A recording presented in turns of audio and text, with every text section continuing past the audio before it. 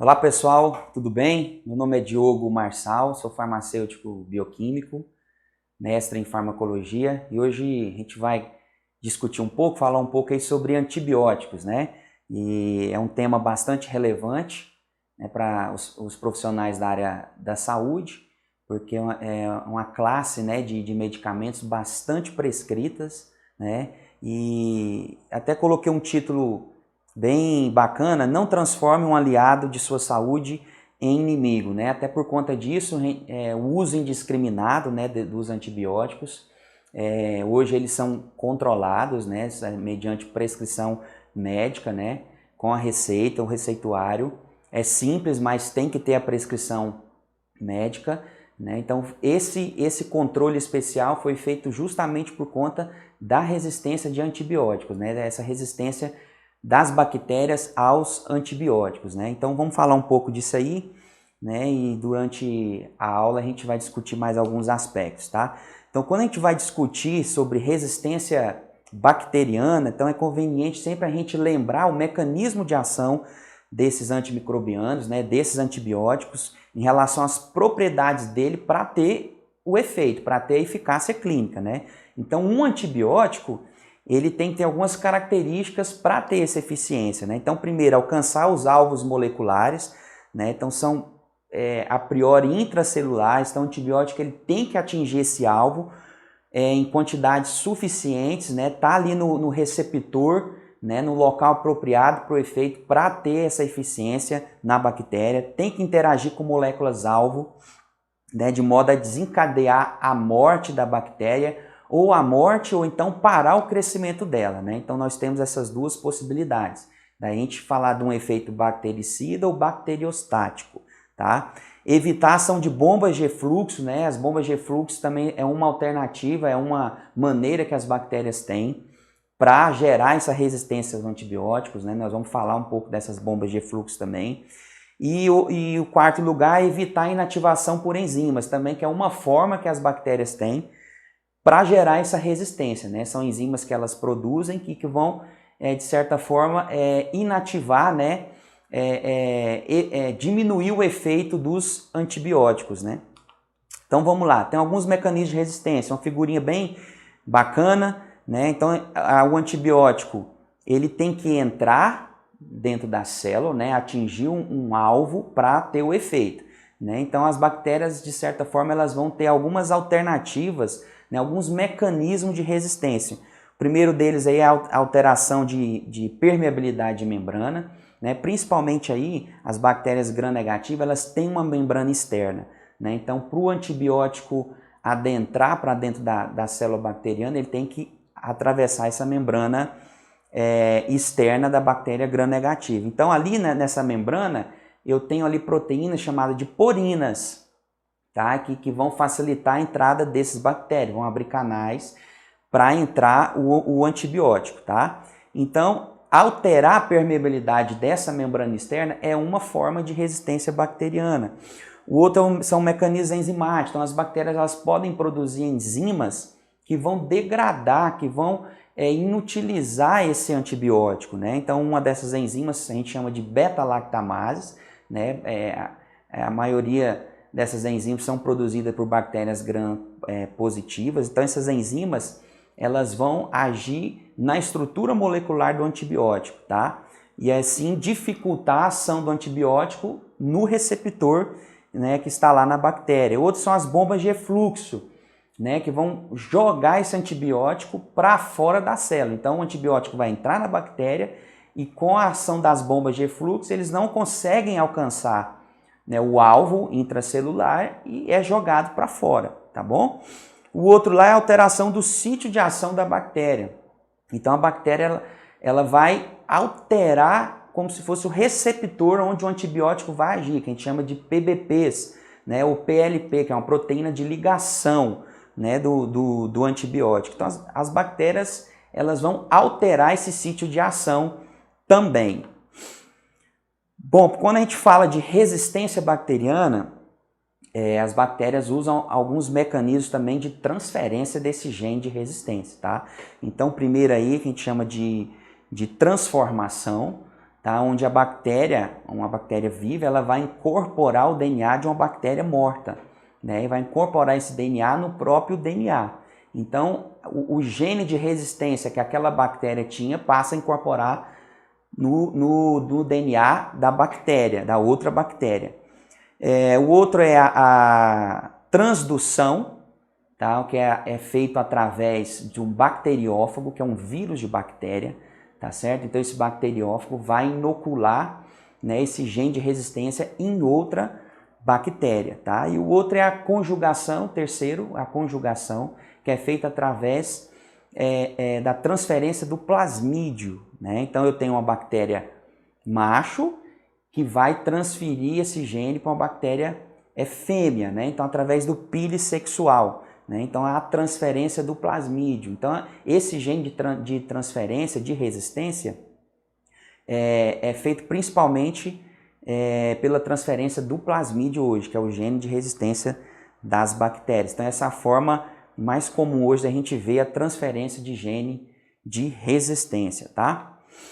Então essa resistência, né, ela é uma forma da bactéria se adaptar. A bactéria ela se adapta facilmente ao meio, né? Então quando esse antibiótico ele é introduzido, as bactérias respondem rápido, né, a essas drogas. Então por isso que nós temos hoje esse controle mais rigoroso em relação aos antibióticos, justamente para evitar essa resistência, né, que as bactérias andam tendo em relação aos antibióticos, tá? Então ela se desenvolve, essa resistência, de forma natural, certo? Então, por isso que quando o prescritor, né, o médico, o dentista, ele prescreve o antibiótico, o paciente ele tem que seguir à risca aquela prescrição pelo tempo que o médico ou o dentista estipulou. Se são 5 dias, 5 dias, 7 dias, 7 dias, 14 dias, 14 dias, para justamente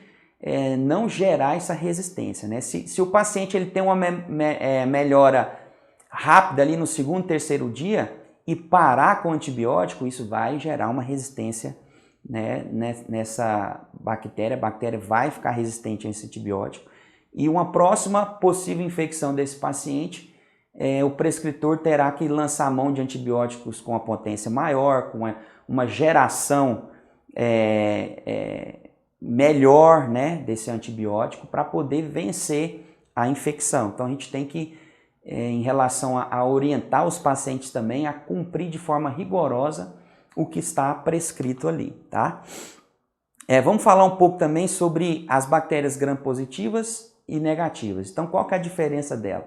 A diferença maior está em relação à parede celular, tá? As bactérias gram-positivas, elas vão ter uma parede celular maior, mais rígida, mais espessa, né, de peptídeo-glicanos. As paredes celulares das gram-negativas têm uma parede de peptídeo-glicano mais fina, né? Então a diferença maior está nessa questão da parede celular.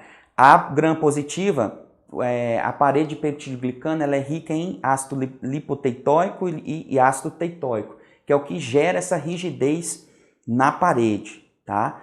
E a parede celular da gram-negativa, ela já tem uma camada fina desse peptídeo-glicano e ela tem a membrana externa, que nós falamos no início, né, da aula. Tem uma membrana externa onde tem as porinas, né, que vão facilitar a entrada ali dos antibióticos. E essa membrana externa ela é rica em polissacarídeo, lipopolissacarídeo, que acaba sendo uma endotoxina para essas bactérias gram-negativas, tá bom? Então elas vão até se corar de maneira diferente, né? Então a parede celular da gram-positiva, ela vai ter uma coloração mais azulada, né, arroxeada pelo cristal violeta, e a gram-negativa vai ter uma coloração mais avermelhada, né, roseada, né, por conta dos lipopolissacarídeos ali, através do corante fucsina, tá bom? Então vamos lá, isso aqui é um mecanismo geral, né, da ação dos antibióticos. Então uma célula bacteriana e a gente tem ali um mecanismo geral desses antibióticos, tá? Então tem antibióticos que vão agir na parede celular, né, impedindo ali a formação dessa parede, a transpeptidação da parede celular ali. Então a gente tem as penicilinas, as cefalosporinas, né? Um exemplo das penicilinas, a amoxicilina, das cefalosporinas, a cefalexina. Então esses antibióticos vão agir na parede celular da bactéria, tá bom? Tem também antibióticos que vão agir no metabolismo do ácido fólico da bactéria. Então a gente tem um antibiótico muito conhecido, que é o Bactrim, né, que é a sulfametoxazol mais trimetoprim, que vão agir no metabolismo do ácido fólico da bactéria, tá bom? Tem também os antibióticos que vão agir na membrana citoplasmática da bactéria. Então, esse aí é a polimixina B, polimixina E, que são de uso intra-hospitalar, né? São injetáveis, tá bom? Tem também os que vão agir na síntese proteica, tá, da bactéria, então vão interferir ali nos ribossomos, né, no 30S, no 50S, para impedir a síntese de proteína dessas bactérias, certo? Então tem os antibióticos que vão agir na DNA girase, certo? Um exemplo deles ali são as quinolonas, as fluorquinolonas, como por exemplo o ciprofloxacino, o norfloxacino, né, vão agir nessa DNA girase, né, que é uma enzima que está relacionada com o material genético da bactéria, tá? Então vamos começar a falar dos beta-lactâmicos, dos antibióticos beta-lactâmicos, né? A gente tem aí os representantes dessa classe, né, as penicilinas, né, e as cefalosporinas também, que são as mais conhecidas por todos nós da área de saúde, né? Então eles vão ter uma estrutura muito semelhante. Então um ácido 6-aminopenicilânico, né, um anel tiazolidina, unido com um anel beta-lactâmico, por isso que eles têm essa classificação de antibióticos antimicrobianos beta-lactâmicos, tá? Então olha a estrutura deles aí, tem o ácido 6-aminopenicilânico, o anel tiazolidina, um anel beta-lactâmico e um grupo amino livre, tá bom? Então o principal dessa estrutura ali seria o anel beta-lactâmico, tá? Que é o que vai interagir com o receptor ali na bactéria, né, chamado PBP ou PLP, que é a proteína de ligação das penicilinas. Então, esse anel beta-lactâmico que vai ter essa ação ali na bactéria, tá, para desenvolver, desencadear o efeito bactericida, certo? E interessante também que esse anel beta-lactâmico é o alvo das beta-lactamases, que são aquelas enzimas que as bactérias produzem para quebrar esse anel beta-lactâmico. Então, as beta-lactamases elas vão abrir esse anel beta-lactâmico para diminuir o efeito do antibiótico, certo? Então, essa questão das beta-lactamases, dessas enzimas produzidas pelas bactérias, é uma forma de resistência bacteriana, tá ok? Então, por exemplo, com as penicilinas e as cefalosporinas, que tem esse anel beta-lactâmico, né, em comum, então as beta-lactamases podem agir diretamente nesse anel para diminuir o efeito do antibiótico. Por isso hoje que nós temos apresentações, né, dos antibióticos associados com inibidores de beta-lactamase, tá? Como o ácido clavulânico, né, o sulbactam, o tazobactam, né, que são inibidores de beta-lactamase, para justamente facilitar a ação do antibiótico na PBP, na PLP, né, que é a proteína onde que eles vão interagir, vão se acoplar, né, para ter o efeito bactericida ali naquela bactéria, certo? Então, o mecanismo de ação nós acabamos de falar, né, como que as penicilinas vão interferir, né, como que as cefalosporinas vão agir na parede da bactéria, nessa síntese da parede da bactéria, que a gente chama também de transpeptidação. Então ali na parede nós temos NAN e NAG, é o ácido N-acetilmuramínico ou N-acetilglucosamina, tá? Que vão fazer ligações cruzadas.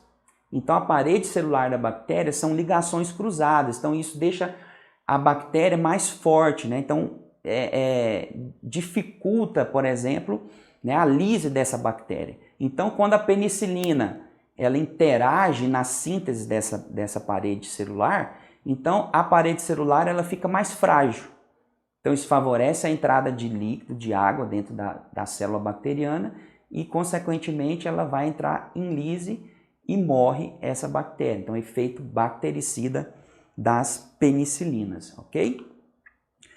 Uma indicação terapêutica, então ela pode ser uma indicação isolada, uma prescrição isolada, né, ou até em associação. A gente viu que pode associar uma penicilina com um inibidor de beta-lactamase, né? Então são fármacos bastante prescritos hoje na prática clínica dos profissionais da saúde. Então pode ser usado em infecção por estafilococos, streptococcus, são bactérias gram-positivas, meningite bacteriana, endocardite, né, bronquite, otite, faringite, gonorreia, sífilis. Então o uso, né, das penicilinas é amplo, então elas são de amplo espectro, pode pegar tanto bactéria gram-positiva quanto bactéria gram-negativa, tá? Então os tipos de penicilina, nós temos as naturais, que é a benzilfenoximetilpenicilina. Aqui a gente tem como representante desses grupos aqui a penicilina G cristalina ou aquosa, que é de uso exclusivamente endovenoso, tá bom?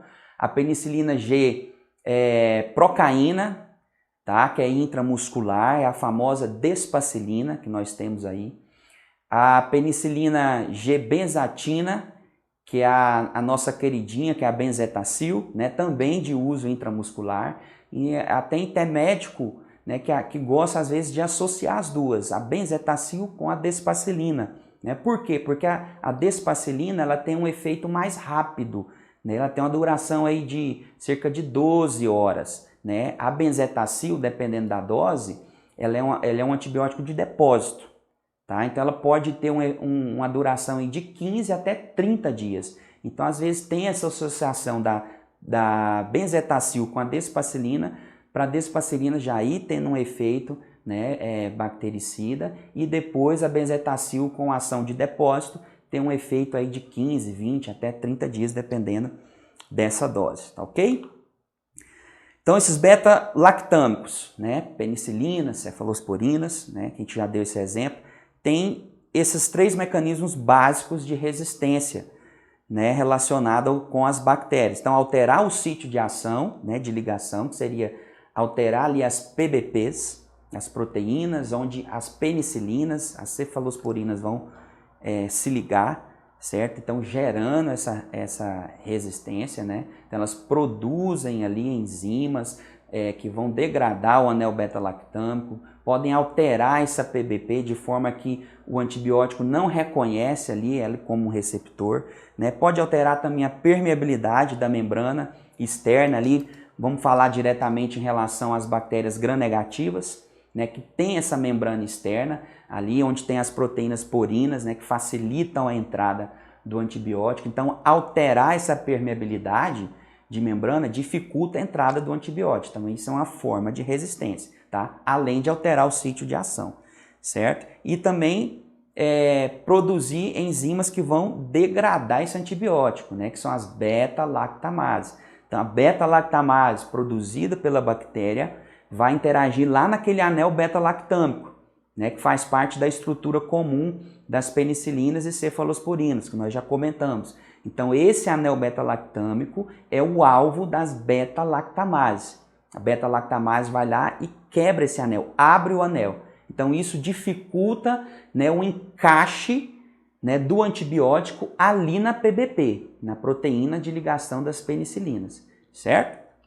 Por isso que a gente associa, por isso que hoje nós temos apresentações, né, da penicilina como inibidor de beta-lactamase, certo? Então a gente tem lá a amoxicilina com ácido clavulânico, a gente tem a ampicilina, né, com sulbactam, então são inibidores de beta-lactamase, para justamente fugir, né, do efeito dessas beta-lactamases, das enzimas que as próprias bactérias produzem para inativar a ação do antibiótico, certo? Vamos falar um pouco das cefalosporinas, que tem um mecanismo de ação igual ao das penicilinas, então aquela estrutura molecular é idêntica, elas têm também o anel beta-lactâmico, que é a estrutura que vai interagir com as PBPs ali nas bactérias, né? Então são divididas em 4 gerações, certo? Primeira, segunda, terceira e quarta geração, né? Atualmente nós temos até uma 5ª geração, depois nós vamos falar, né, de 2 antibióticos que estão hoje colocados nessa 5ª geração, certo? Então essas cefalosporinas, então eles, de acordo com a geração, de acordo com que aumenta a geração, aumenta também o espectro da cefalosporina para bactérias gram-negativas. Então, a primeira geração tem um espectro maior para gram-positivo, mas tem também um espectro pequeno para gram-negativa. A segunda geração já tem um espectro maior para gram-negativa. A terceira geração, um espectro maior ainda para gram-negativo. E a quarta também com um espectro maior para gram-negativo e tem uma certa resistência às enzimas beta-lactamases, que são as enzimas que inativam esses antibióticos, né? Então a gente tem ali os de primeira geração, vou dar um exemplo para vocês.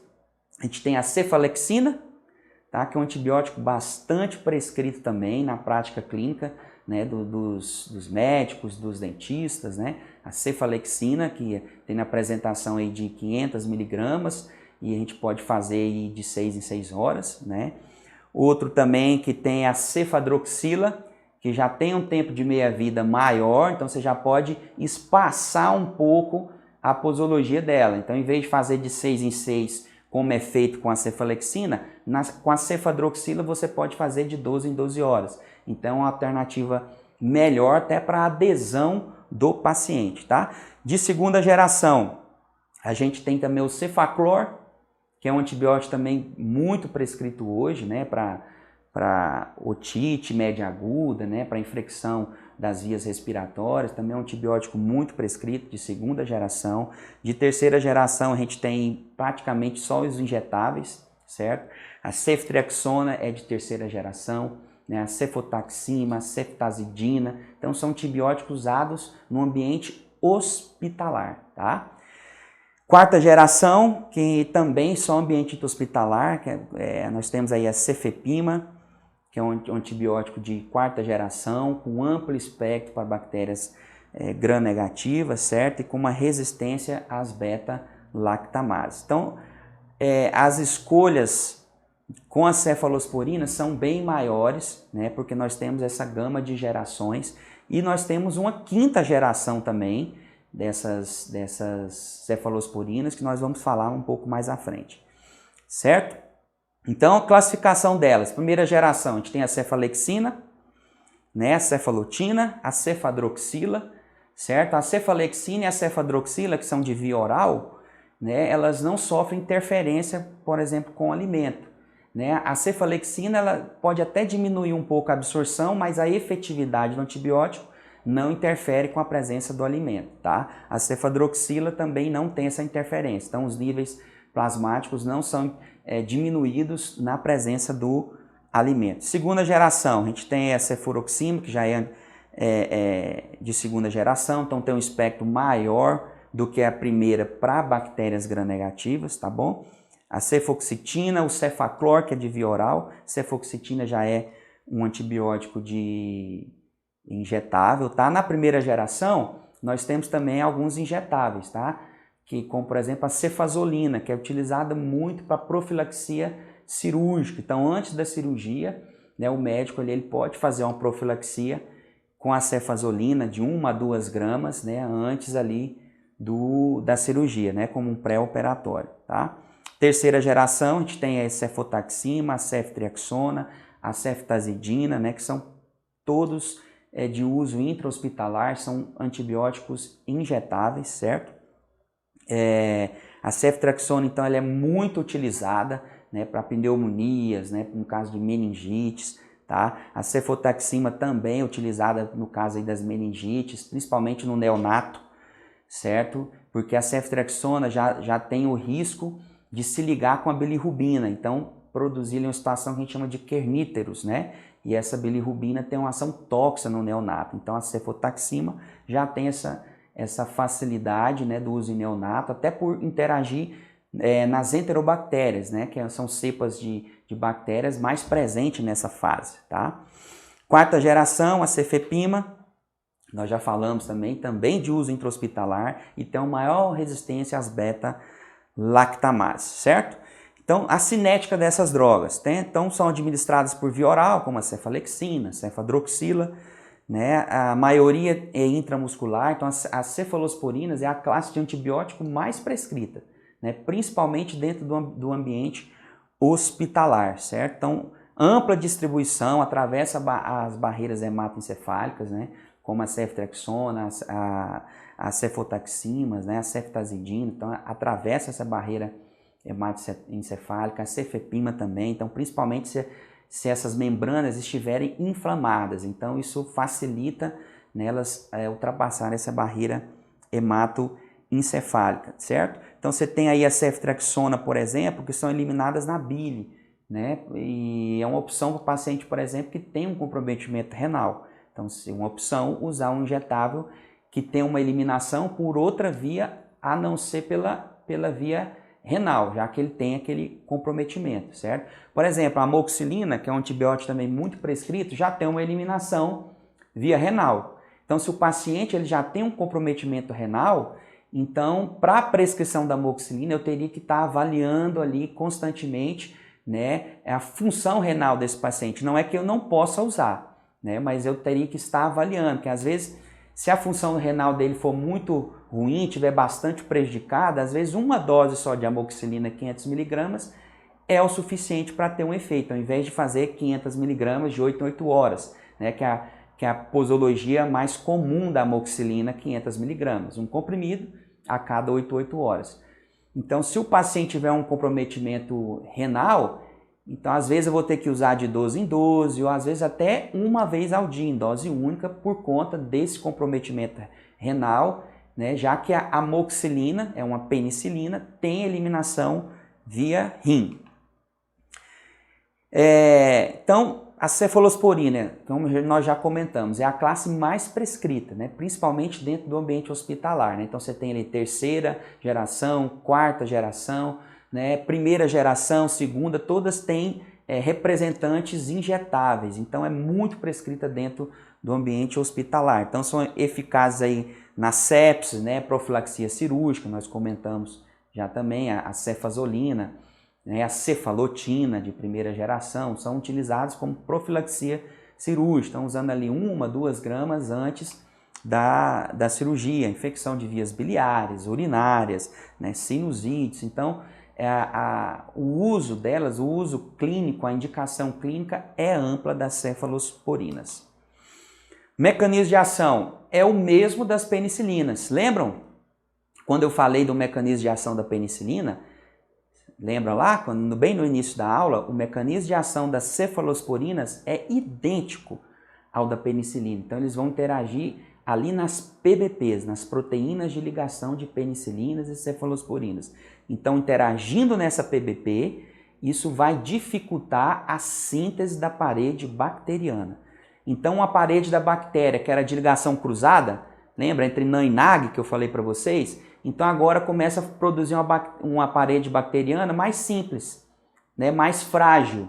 Então começa a impedir a transpeptidação dessa parede bacteriana, dos peptídeos glicânicos. Então a parede que era cruzada começa a ficar mais simples. Então isso facilita a entrada de água, né, dentro da bactéria e consequentemente ela vai entrar em lise, ela vai se romper. Então um efeito bactericida das penicilinas e das cefalosporinas. Então não esqueçam, tá? Sempre que lembrar de penicilina e cefalosporina, lembra de PBP, tá? Que é uma proteína de ligação, né, desses antibióticos. Então ligando a PBP, a parede da bactéria não vai ser uma parede mais rígida, mais forte, vai ser uma parede mais frágil e isso vai facilitar a lise dessa bactéria. Pessoal, então vamos dar uma paradinha agora, a gente vai continuar, né, com os outros antibióticos, com as outras classes de antibióticos na próxima aula, tá ok? Abraço!